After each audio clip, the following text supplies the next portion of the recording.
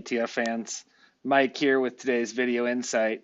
Today I want to dive into the world of fixed income ETFs a little bit. I want to specifically talk about some of the data that we have available to you on our platform and how within the fixed income marketplace, how strategies within the same classification can have very different return structures based on duration and credit risk. Specifically, I'm going to focus on duration. So to get started, let's just take a quick look at the fixed income space.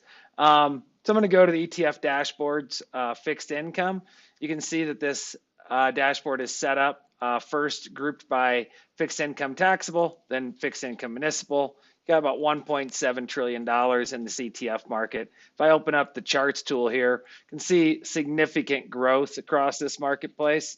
So, up to that 1.7 trillion, just kind of looking back just 5 years, he was at 832 million. So, a full double in assets, AUM, and that includes a pretty big drawdown across a lot of these fixed income products in that space.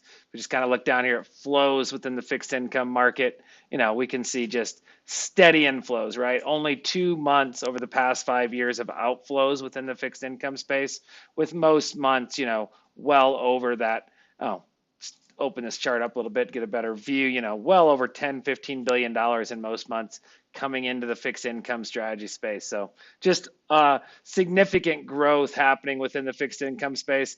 But I digress. My goal today is to not really dive into the landscape. What I really want to do is dive into the data that matters when evaluating these fixed income ETFs. So I'm going to use a very clean, simple area of the market to do this. I'm going to focus in on the corporate fixed income corporate ETFs. That category by our classification, just so you know, is investment grade corporate bond ETFs.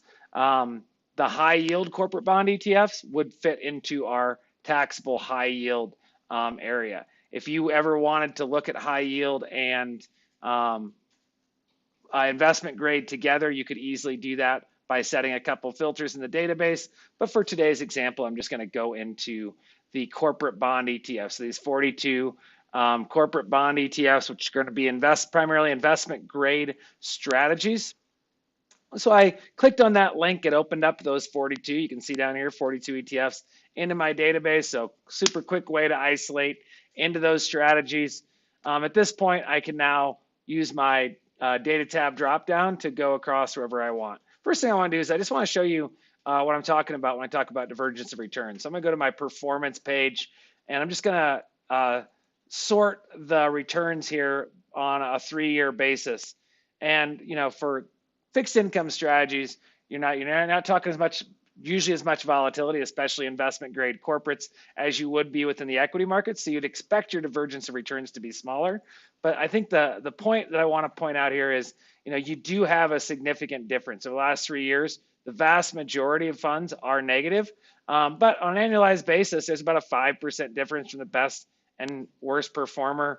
If we do that on a 1-year basis, it gets even a little larger. But point being is there is that divergence of return. So if these are all owning, investment grade bonds, where is that primarily coming from? And really the reality is that these are intermediate duration corporate bond ETFs.